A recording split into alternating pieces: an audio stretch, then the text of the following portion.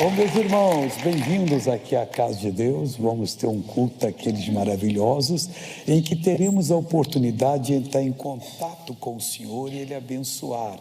E Ele abençoa mesmo. A gente tem visto aqui muitas maravilhas. No último culto eu convidei as pessoas que tinham problema na coluna, aqui à frente, vieram. E a maioria saiu curada. Deus é aquele que faz maravilhas. Eu sou o Senhor, Ele disse, este é o meu nome. A outro não darei o meu louvor, e faz mais de esculturas, eu estou trocando um pouquinho aqui agora.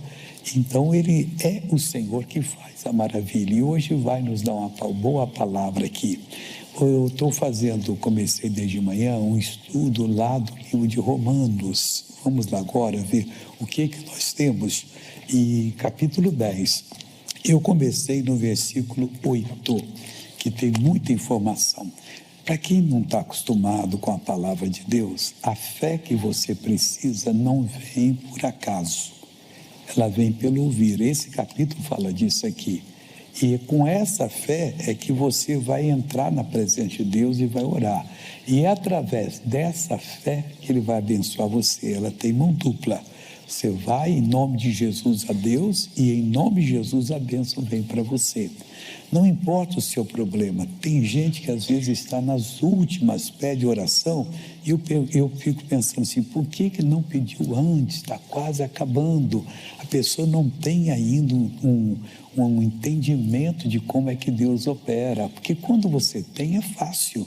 Deus entra em ação e abençoa. Aqui começa assim, vou só repetir um pouquinho que é para você entender. Mas que diz? O que é que Deus diz? O que está definido?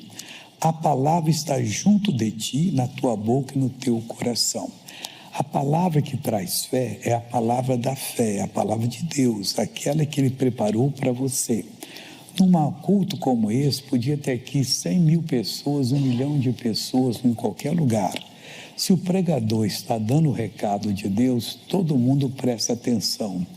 Aqui ou acolá, dentro da mensagem, você vai sentir uma partezinha que fala o seu coração, que alegra você. Aquilo ali é o testemunho que Deus está dando, que aquela bênção é sua. Ela está junto, está na tua boca e no teu coração, não está na mente. Quando a fé é mental, é a fé da carne, não é a fé de Deus. A fé de Deus vem no Espírito. Ela vem na sua boca, você falar, e fica no seu coração. E não vai embora. Está aqui há 10 anos, 50 anos, ela continua com você. E quando eu morrer, vai lhe acompanhar até o julgamento. E vai dizer, eu tentei falar com ele, falar com ela, porque ela tem que ter explicação. Isaías 55:11 diz que toda palavra que sai da minha boca não voltará para mim vazia, antes, porém, fará aquilo para que eu a destinei. Então ela tem que falar com você. De vez em quando a pessoa pensa, eu vou lá na igreja, eu acho que Deus tem uma bênção para mim, mas é tudo que ela faz, depois volta à vida velha, mas ela não abandona você. Daqui 20 anos, por exemplo, você teve a oportunidade de ver e Deus tornou a falar e você, não, agora eu vou crer. Ela funciona, só que você perdeu 20 anos de sofrimento, de falta de operação de Deus, porque você não utilizou o que Deus deu para você. A gente entra, estou gostando aqui os que estão abrindo a reunião, fazendo esse louvor gostoso, aí você vai chegando diante de Deus e vai sendo abençoado em nome do Senhor Jesus. E quando você sair, mais abençoado você será ainda. Aí diz assim, esta é a palavra da fé que pregamos. Quando você está ouvindo a pregação da palavra da fé, que gera fé, que produz no seu coração, preste atenção no que você sente. Aquilo que você entendeu, vai meditando. Mais cedo ou mais tarde, Deus vai falar ao seu coração e você então vai ter a fé já. Aí quando a fé vem, ela torna-se senhor da sua vida. Ela fala desse jeito, você pode orar agora, você sente que você vai receber a bênção. Você ora, determina e Deus cura, Deus liberta. E graças a Deus por tantas coisas que Deus está fazendo. Aí o apóstolo Paulo fala assim, a saber, tem uma explicação. Se com a tua boca confessares ao Senhor Jesus e em teu coração creres que Deus o ressuscitou do morto, será salvo. Salvação é a bênção maior que você pode conseguir. Quem está doente pensa que é a cura do estômago, é a cura de uma pneumonia, é a cura de um câncer, é grande bênção. Mas a salvação é a sua cura eterna, que você já nasceu separado de Deus. Todo mundo nasceu por causa do pecado de Adão. Quando Adão pecou, ele pecou consciente, só se fala no pecado dele, mas primeiro Eva encontrou o fruto, comeu e veio e compartilhou com ele, e comeram juntos do fruto. Naquela hora o homem se desligou de Deus, morreu espiritualmente. Nós nascemos já condenados ao suplício eterno por causa do primeiro casal, que foi de quem nós viemos. Ele foi feito do pó da terra e ela de uma parte dele que o Deus fez ela para ser ajudadora idônea. Então nessa hora que eles pecaram, mas só se fala do pecado de Adão. O segundo Adão veio para quê? Para desfazer o pecado do primeiro. O segundo Adão é Jesus, que foi enviado para poder morrer em nosso lugar. E desfez, ele pagou o preço. Então a maior bênção é você ser salvo. A saber, se com a tua boca confessar o Senhor Jesus, você tem que confessar. Senhor Jesus, a partir de agora, eu te recebo como Salvador, isso vai ser meu Salvador. Mas tem mais. E em teu coração creres que Deus o ressuscitou dos mortos, serás salvo. Se não fizer isso, não será. A pessoa, na verdade, ela tem que nascer de novo para poder entrar no reino de Deus. O que é nascer de novo? O nosso espírito que morreu, porque o corpo de Adão e Eva não tinha morrido ainda, estava o mesmo corpo. A alma, a mente, o intelecto estava mesmo, mas na hora que ele morreu, ele desligou de Deus o espírito. Quando nós somos salvos, é o nosso espírito, porque carne e sangue não vai dar o reino de Deus, não. Os salvos vão passar por uma transformação, vão ter corpos glorificados. Não sei como é, a Bíblia não diz. No corpo glorificado de Jesus, quando ele ressuscitou, ele passou pela parede, onde estavam os espíritos reunidos, as portas fechadas, tudo direitinho, ele se apresentou ali dentro. Não sei mais também se é a mesma coisa conosco, só que ele é o nosso exemplo maior. Então aí, o que vai para o céu? O nosso espírito, o corpo vai ser ressuscitado, mas vai ser transformado para ser glorificado, e aí nós vamos subir com ele para os céus. Na hora que nós morremos, tudo que pensamos, aprendemos, desaparece, a não ser o que aprendemos da palavra de Deus. Jesus falou que vocês estão me procurando, não porque viram sinais, mas porque comeram do pão. Trabalhai pela comida que não perece, essa não perece. Tudo que você aprender da palavra de Deus vai continuar com você para todo sempre, é eterna. Aí o seu espírito vai ser iluminado e você vai salvo, você vai para o andar de cima, que é o paraíso. Mas se eu não aceitar Jesus, vai para o andar de baixo, que é o suplício eterno, aí não tem jeito. Caiu ali, nunca mais sai. Isso daqui, trilhões vezes trilhões de anos, nunca é eterna coisa. Então isso é muito responsabilidade, principalmente de nós que fomos chamados para ensinar o povo. Eu tenho que falar isso para você, porque senão amanhã você é responsável diante de Deus. Eu não quero ser responsável por ninguém, ao contrário. Eu quero ver você no céu lá e poder fazer uma festa por toda a eternidade. Continuando aqui. Visto que com o coração se crê para a justiça, não é com a mente, é com o coração que se crê, e com a boca se faz confissão para a salvação. Então o coração crê e você confessa, e você não confessa se o coração não crê. Pode pedir, você sabe, eu estou falando de boca para fora, você não sabe que não é verdade que você foi salvo, mas quando você foi salvo, você é. Simplesmente você vai dizer, não, eu fui, eu confessei, eu estou com Jesus. Aí uma pessoa pergunta, missionário, e quando vem o mal? Eu, na maioria das vezes, eu digo assim, já estou em aliança com Deus, não dou nem bola para ele vai embora, que ele vem bater na porta para pedir entrar, só que ele bate com o mesmo sofrimento que você tinha antes. Eu não vou nem falar nada, que eu já fui curado pelas feiras de Jesus, estou em aliança e continuo, mas quem ainda não está nesse ponto, tem que confessar, não aceita, mas não tem que ficar jogando peteca com o demônio, não. Sai que eu não te quero, hein, joga, mas eu quero ficar. Você não quer, não, peteca com o demônio, não, você manda ele embora e crê, porque o que você crê vai acontecer. Então, visto que com o coração se crê para a justiça e com a boca se faz confissão para a salvação. E por quê? Porque a Escritura diz: todo aquele que nele crê não será confundido. Irmão, quando você crê em Jesus, você põe a sua confiança nele, e olha que eu tinha 6 aninhos quando eu aceitei Jesus. E sempre eu dizia, graças a Deus, para aquela noite. É como se fosse ontem à noite. Eu lembro exatamente o que aconteceu naquela igreja. Jesus falava no meu coração, eu chorava. Jesus, eu não quero ir para o inferno, eu te aceito. E daquele dia em diante eu passei a ser um servo de Deus. Isso aconteceu há 71 anos atrás e continuo sendo servo de Deus até hoje. Estava com 6. Você já sabe a minha idade, né? 27, tá? Que eu chutei 50, quando eu cheguei em 50, comecei de novo. Pronto, tudo aqui agora.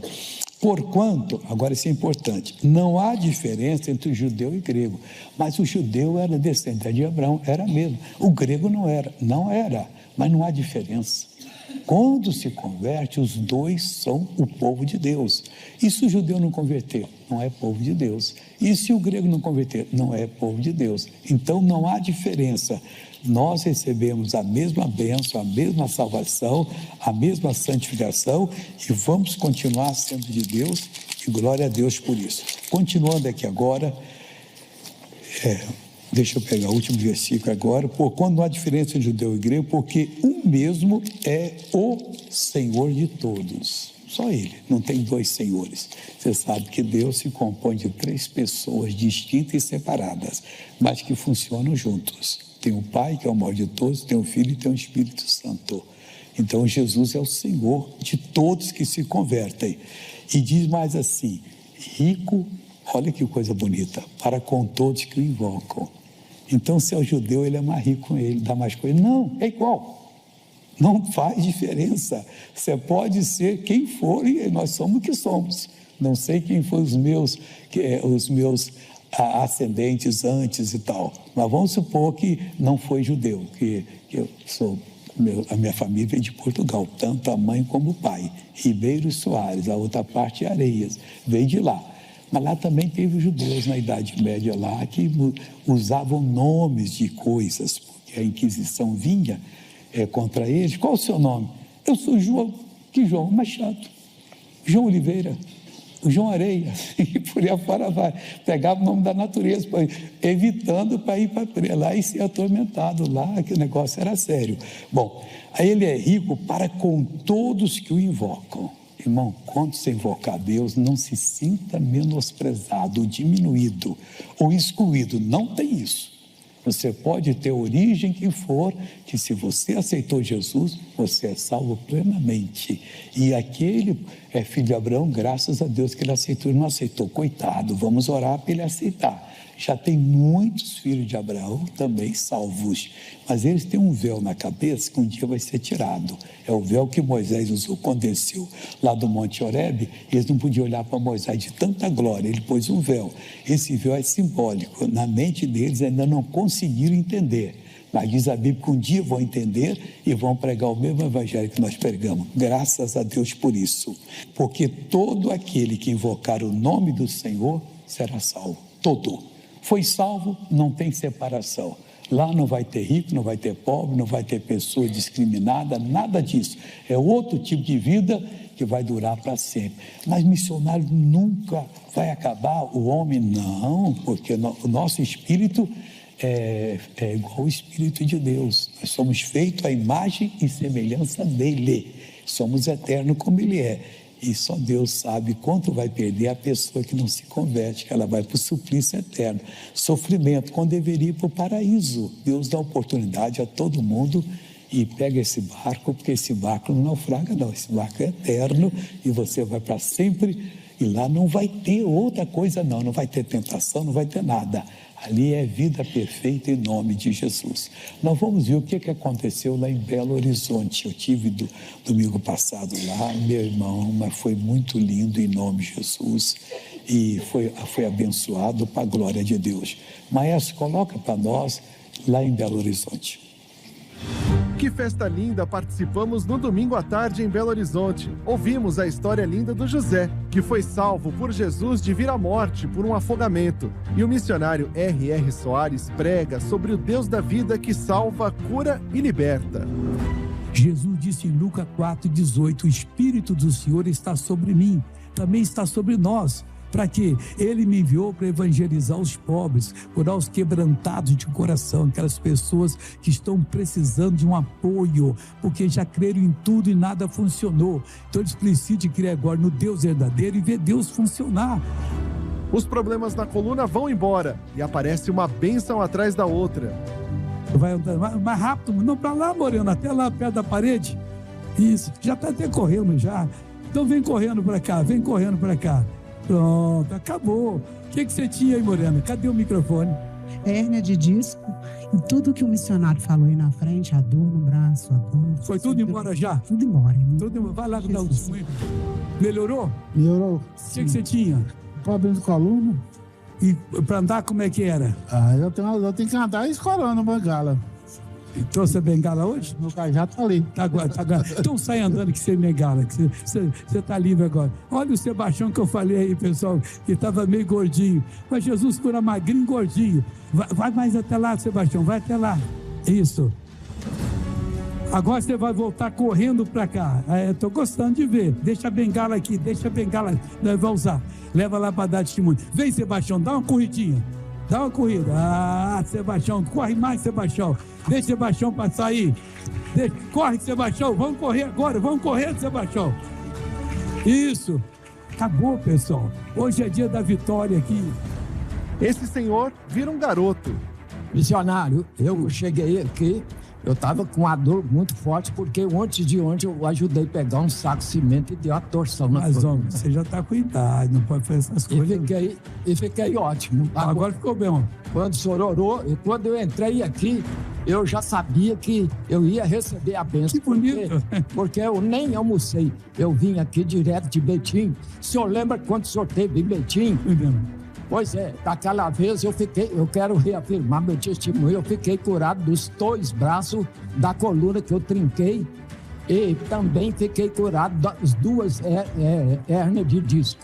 3 hérnias de disco. 3. E hoje agora? E agora, ontem eu peguei uma torção, mas quando eu entrei aqui, agora estou bem. Acabou, sou um garoto. Eu queria até fazer um teste aqui. Não, vamos fazer agora. Abre o caminho aqui. O senhor já vai pegar uma corrida aqui. O senhor já é homem para pegar uma corrida. Pode pegar a corrida. Vai devagar, que você também já está com idade. O senhor não é garoto, não. Aí tá bom. Vai lá. Aí, pessoal, tá parecendo um rapazinho. Faz de novo, Sebastião. O que aconteceu com a senhora, avó? Missionário, eu tenho uns 4 anos que eu tenho equilíbrio no corpo. Não tem equilíbrio? Estou segurando aqui na mão do meu filho. Uhum.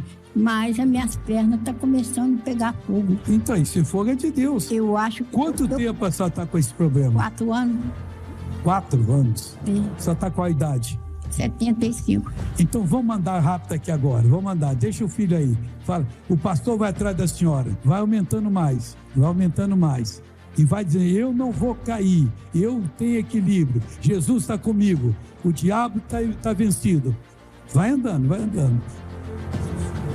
Cadê o filho dela? Vem cá. Você vê alguma melhora nela? Bastante, porque antes nem isso ela conseguia fazer. Nem fazer? Uhum. Olha, nós queremos ver a senhora fazer mais um pouquinho mais rápido agora. Pode aumentar. Mas só tem que ir falando. Em nome de Jesus eu vou. É assim que faz. Ih, já está andando melhor. Ele está dando glória a Deus aqui, pessoal. Dá meia volta. Dá meia volta. O equilíbrio voltou. Só deu meia volta, não ficou tonto e tudo. Vem andando mais. Aleluia, aleluia, aleluia, aleluia. Glória a Jesus. Aleluia, aleluia, aleluia, aleluia. Glória a Jesus. Glória a Jesus, aleluia. Glória a Jesus. Deixa eu falar para a senhora. Olha para mim. Que missionário. Está melhor? Melhorou bastante. Ué, eu não podia ficar em pé que eu caía. Ué, mas agora não cai mais. Eu creio. Você crê mesmo? Eu tenho fé, eu creio. Viver com Jesus é ter histórias de vitórias para compartilhar. E vamos aplaudi-lo, né, pessoal? Glória a Deus. Amém. Nós vamos agora para Deuteronômio, capítulo 26. Está falando aqui para os filhos de Israel. Mensagem é para nós hoje. Diz assim: neste dia, o Senhor teu Deus te manda fazer este estatuto e juízo. É símbolo isso aqui daquilo que acontece quando nós aceitamos a Jesus.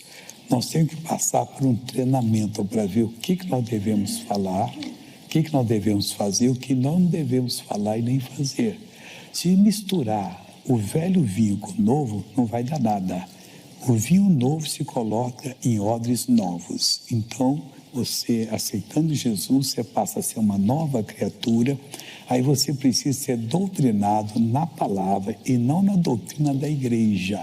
É a palavra que vai dirigir você, que vai falar. Então você vai fazer esse estatuto e juízo, guarda-os, pois, e faze-os com todo o teu coração e com toda a tua alma. Tudo que for fazer para Deus, tem que fazer de todo o coração. Se você tem dúvida, não faz.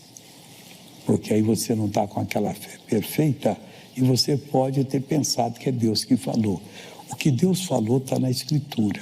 Nunca vai acontecer que duas palavras se encontrem. Não, todas elas se encontram, mas se harmonizam. Não tem essa, mas essa aqui disse não, essa disse não. Existe isso. Apesar da Bíblia ter levado 1.600 anos para ser escrita. E muitos que escreveram não sabiam o que o outro escreveu, mas depois, quando juntaram, viram que era tudo inspiração de um só, que é o Senhor Espírito Santo, que dirigia eles ali. Aí diz mais assim: neste dia o Senhor teu Deus te manda fazer esse estatuto e juízos, guarda-os, pois, e faze-os com todo o teu coração e com toda a tua alma. Hoje declaraste ao Senhor que te será por Deus. Senhor, a partir de hoje só vai me ser por Deus. O que significa Ele ser por Deus de você? Deus significa o Todo-Poderoso. Aquele que não tem deficiência, aquele que não tem fraqueza, aquele que pode fazer qualquer coisa. E Ele se ofereceu a ser e eles declararam. Quando você aceita Jesus, você está aceitando Deus na sua vida. Naquele momento, tudo que você fez de errado desaparece. O pecado original, você aceitando Jesus, você passa a ser um servo de Deus. Acabou. Nunca mais você vai perecer. E aí você só tem que ir treinando na palavra de Deus para você ser um operador da justiça de Deus. E isso todo mundo pode ser. E que a mandarás nos seus caminhos e guardarás os seus estatutos e os seus mandamentos e os seus juízos, e juízo é aquilo que Ele já fez por nós, e darás ouvido à sua voz. Então, tudo isso vocês tinham que prestar atenção, porque Deus não fala no ouvido aqui externo nosso, Ele fala no nosso interior através da palavra. Nós percebemos que Ele está falando, que aquilo é desse jeito. Aí você está preparado para receber aquela bênção que Ele lhe anuncia. E o Senhor hoje te fez dizer que lhe serás por povo seu próprio. Então Ele está dizendo, a partir de agora, ninguém pode tocar em você. Você é meu povo próprio, peculiar, pertence somente a Ele. Como te tem dito, e que guardarás todos os seus mandamentos, para assim te exaltar sobre todas as nações que Ele fez. Está falando com Israel. Mas sobre todas as pessoas, Deus quer nos exaltar. A gente está trabalhando no lugar. E tem muita gente ali boa, mas tem gente que não tem muita bondade, não. Nós aceitando Jesus, praticando a palavra de Deus, de repente a pessoa vai dizer, mas o que está acontecendo com você? Por que você é tão abençoado assim? Eu lembro que na minha mocidade, eu era corretor. E fazia uns negócios bons. E tinha vários corretores ali. Quando era na hora do almoço, juntava lá no Rio, sei lá, na Avenida Rio Branco, 156, o edifício central, ali tinha vários restaurantes. E eu tinha um escritório ali em cima. Quando eu descia, como é que você está? Eu estou bem, rapaz. Está fazendo bom negócio? Estou fazendo. Tudo de conversa fiada. Deu um pouquinho, tá bom, Deus te abençoe. Você vai almoçar agora? Hoje eu estou meio desprevenido, tá? Você ajudar? Vem cá, que Deus já deu. Aí eu pagava o almoço para ti, mas nunca fez falta. Irmãos, Isso que nós temos que ter sabedoria, porque onde nós estivermos, ele diz que nós seremos cabeça e não cauda, estaremos por cima e não de baixo. Nós somos colocados como exemplos daquilo que ele pode e quer fazer. Aí ele diz mais aqui, para assim te exaltar sobre todas as nações que fez, para louvor, olha só, e para fama, e para glória, para que sejas um povo santo ao Senhor teu Deus, como te tem dito. É isso que Deus está oferecendo para mim e para você. Claro que nós temos que fazer a nossa parte, né? Não vamos deixar de estudar. Teve uma vez no Rio de Janeiro, que um pastor foi na casa de uma família da igreja, ele era até estrangeiro. Ele disse, você é quem? Eu sou João. Ele disse, João, Deus está falando que você vai ser muito próspero. Ele vai fazer. Sabe o que o João fez? Não queria trabalhar mais. Não, Deus vai fazer, o que eu vou... Quando ele acordou, estava falindo. Ele simplesmente tinha a obrigação de fazer, mas claro que ele ia fazer. Mas eu tenho que acordar cedo, você tem que acordar cedo, eu tenho que pôr a piolenta aqui para pensar, né? O que eu tenho que fazer? Não, esse negócio não é bom, isso outro. A gente toma as decisões e Deus então abençoa. Mas agora cruzar o braço, não quero. O negócio ficou sério para ele, porque ele não entendeu que Deus não seria um empregado dele. Deus faria tudo desde que ele fizesse a parte dele, e louvado seja Deus por isso. Nós vamos daqui a pouquinho fazer a oração. Eu vou pedir agora para colocar a novela da vida real, é um testemunho bonito, e hoje tudo isso é pregação, para você entender o que Deus está falando e ser verdadeiramente uma bênção. Coloca para nós, maestro, em nome de Cristo. Eu fui para o hospital, já saí de casa já meio que desmaiando. O dedo ficou roxo, a cara começou a ficar roxa, já estava faltando oxigênio. E a saturação dela estava 64, e o certo é de 89 a 95 para cima, né? Aí chegou lá, eles já pegaram ela, já entubaram ela. Aí o médico pegou, fez os exames, falou que ela foi diagnosticada com uma doença DPOC. A DPOC é a doença pulmonar obstrutiva crônica. É uma doença, como o nome diz, crônica, progressiva, e que ela afeta os brônquios e os alvéolos, levam a uma dificuldade da saída do ar. Os principais sintomas são tosse e falta de ar. E isso leva a uma limitação às atividades físicas, até o ponto que o paciente pode ter cansaço mesmo em repouso. Qualquer substância inalável tóxica ao pulmão pode gerar DPOC. Então, fumaça de lenha pode gerar DPOC, poluição ambiental pode gerar DPOC, porém a principal causa é cigarro. Cozinhar feijão, fazer comida assim no fogão de lenha, que o caldo fica mais grossinho, gostoso, né? Meu pulmão estava cheio de fumaça, porque eu estava com os dois pulmões comprometidos, né? Fumaça. É uma doença grave, é uma doença prevenível, isso é o que é importante.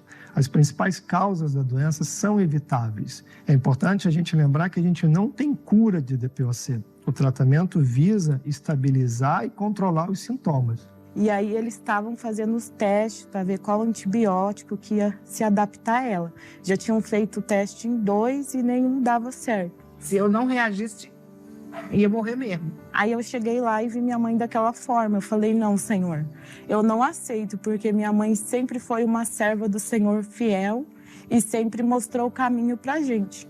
E eu creio que o Senhor vai fazer a obra. A gente serve a Jesus na Igreja da Graça há mais de 20 anos. Eu soube que ela estava na UTI.